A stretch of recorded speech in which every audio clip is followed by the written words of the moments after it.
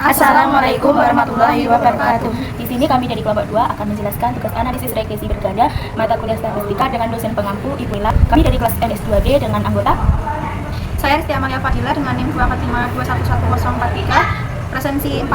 Saya Revi Fatika Sari dengan NIM 245211070 presensi 27. Saya Alkadir Malana Ariswari dengan NIM 245211077 dengan nomor presensi 34. Saya Zaki Nalendas NIM 245211325 nomor presensi 38.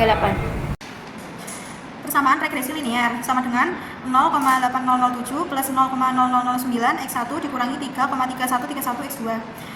Nomor 1, nilai intersip konstanta sebesar 0,80068 menunjukkan bahwa jika variabel x1 kebijakan dividen dan x2 profitabilitas bernilai 0, maka kebijakan hutang y sebesar 0,80068. Yang kedua, koefisien regresi x1 sebesar 0,00091 menunjukkan bahwa setiap peningkatan satu satuan pada kebijakan dividen dengan asumsi profitabilitas tetap, maka kebijakan hutang akan meningkat sebesar 0,00091 satuan. Yang ketiga, koefisien regresi x2 sebesar minus 3,31305 menunjukkan bahwa setiap peningkatan satu satuan pada profitabilitas dengan asumsi kebijakan dividen tetap, maka kebijakan hutang akan menurun sebesar 3,31305 satuan. Dengan rumus, kita bisa mencari A, B, C, D, E, F. Selanjutnya mencari B1, B2, dan A. Jadi persamaan regresi Y sama dengan A plus B X1 dikurangi B2 X2, yaitu Y sama dengan 0,8007 plus 0,0009 X1 dikurangi minus 3,3131 X2. Regression statistic multiple R 0,545776451. Koefisien korelasi menunjukkan adanya hubungan yang cukup kuat dan positif antara independen X1 kebijakan dividen X2 probabilitas terhadap variabel dependen kebijakan hutang.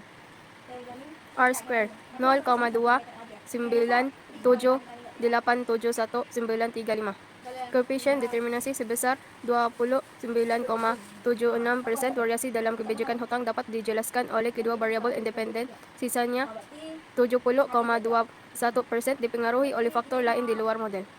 Koefisien determinasi RSS besarnya koefisien determinasi dirumuskan SBB. Ini yang rumusnya R squared lebih kurang 0,5.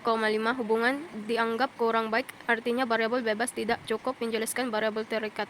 Koefisien korelasi R digunakan dengan kuadran R squared 0,545. Yang selanjutnya yaitu standar error, kita mendapatkan 0,2259. Error atau kesalahan baku, simpangan baku dari residual ini menunjukkan tingkat kesalahan prediksi rata-rata sebesar kurang lebih 0,2259. Lalu standar error, kita mendapatkan kebijakan dividen yaitu 0,3092 dan profitabilitas yaitu 1,1672. Selanjutnya yaitu kesalahan baku.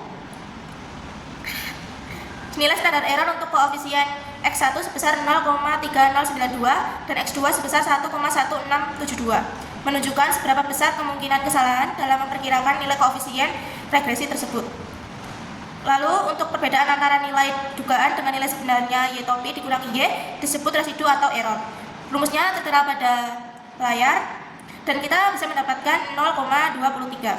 Selanjutnya yaitu kesalahan baku penduga, disebut juga dengan standar error estimasi, yaitu melihat seberapa jatuh nilai penduga yaitu B1 dan B2 dan nilai sebenarnya yaitu B1 dan B2 atau parameter populasi. Apabila error semakin turun maka semakin baik. Rumusnya tertera di layar dan kita mendapatkan 0,309 dan SP2-nya yaitu 1,167. Selanjutnya, F ANOVA mendapatkan 4,030. Itu F hitung lebih dari F tabel, maka H0 ditolak. Artinya model regresi secara simultan signifikan. Nilai F hitung sebesar 4,0303 dengan p-value 0,0348 menunjukkan bahwa model regresi berganda layak digunakan. Karena kedua variabel independen secara simultan berkontribusi signifikan dalam menjelaskan variasi variabel independen atau kebijakan hutang. P-value di sini didapatkan 0,0347. Hal ini menunjukkan bahwa model regresi secara simultan signifikan, artinya variabel kebijakan dividen atau X1 dan profitabilitas atau X2 secara bersama-sama berpengaruh terhadap kebijakan hutang atau Y. Bisa dilihat pada uji F. Untuk mengetahui uji F Untuk mengetahui F hitung ini, langkah pertama yaitu penyusunan hipotesis. H0 0. Langkah kedua menentukan taraf nyata dengan alfa 0,05. DF sama dengan K kurangi 1 per N kurangi K sama dengan 2 per 20. Dan bisa dilihat F tabelnya 3,4928. Langkah ketiga menentukan nilai F hitung. Rumusnya tertera di layar dengan hasil 4,030. Langkah keempat menentukan daerah keputusan. F tabelnya dihasilkan 3,492 dan F hitungnya 4,030. Berarti F hitung lebih dari F tabel. Langkah kelima memutuskan hipotesis. Hasilnya menerima H1. Daerah keputusannya bisa dilihat tertera di layar. Dan p-value dihasilkan 0,033. Selanjutnya mengetahui T hitung. T hitungnya X1, T hitung sama dengan 0,0029. T mutlak kurang dari T tabel atau 0,0029 kurang dari 1,925. Yang X2, T hitung sama dengan min 2,838. T mutlak lebih dari T tabel, artinya 2,838 lebih dari 1,925. Artinya variabel tersebut berpengaruh secara signifikan terhadap variabel dependen atau Y. Intercept atau p-value sama dengan 0,06928. Secara parsial, variabel kebijakan dividen tidak berpengaruh signifikan terhadap variabel dependen. Karena 0,9976 lebih dari 0,05, maka H0 tidak ditolak. Variabel profitabilitas berpengaruh signifikan terhadap variabel dependen. Karena 0,0105 kurang dari 0,05, maka H0 ditolak. Untuk mengetahui uji parsial atau T hitung, langkah pertama menentukan hipotesis.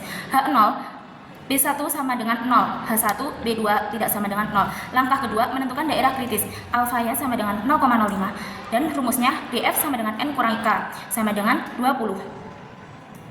Dan diketahui T tabelnya sama dengan kurang lebih 2,085, kurang lebih karena uji dua arah. Langkah ketiga menentukan T hitung. Rumus T hitung sebagaimana tertera di layar. T hitung B1 dihasilkan 2,957, T hitung B2 dihasilkan min 2,838. Langkah keempat menentukan daerah keputusan. T tabel kurang lebih 2,09 dan T hitung X1 2,95 dan X2 min 2,838. Dan daerah keputusan bisa dilihat tertera di layar. Langkah kelima menentukan keputusan. X1 H0 diterima, X2 H1 diterima. Selanjutnya menjelaskan teori penguat. Yang pertama adalah persamaan regresi linear. Persamaan regresi linear digunakan untuk memodelkan hubungan antara satu variabel dependen Y dan dua atau lebih variabel independen X1, X2. Koefisien dalam model ini menunjukkan seberapa besar pengaruh masing-masing variabel independen terhadap variabel dependen dengan asumsi variabel lain tetap. Yang kedua, koefisien. Koefisien regresi menunjukkan perubahan rata-rata pada variabel dependen untuk setiap satu unit perubahan pada variabel independen dengan asumsi semua variabel lain tetap.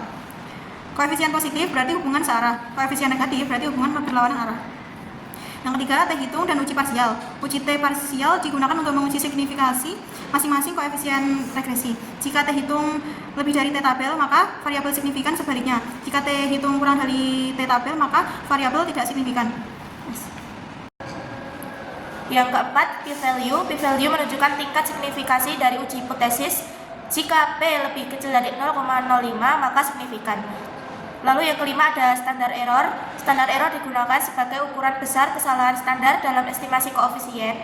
Semakin kecil standar error, semakin presisi estimasinya. Selanjutnya yang keenam, uji F atau F hitung dan signifikan F. Uji F digunakan untuk menguji signifikansi model secara keseluruhan. Apakah semua variabel independen secara bersama-sama mempengaruhi variabel dependen? Jika F hitung lebih dari F tabel adalah model signifikan. Jika p-value atau signifikan F kurang dari 0,05 adalah model signifikan. Sumber teori Santoso 2014. Yang ketujuh, interpretasi signifikan model. Model regresi dikatakan layak atau signifikan secara simultan jika semua variabel independen bersama-sama memberikan kontribusi terhadap variasi variabel dependen. Sekian penjelasan dari kelompok kami, semoga bermanfaat. Jangan lupa like, comment, and subscribe. Dah.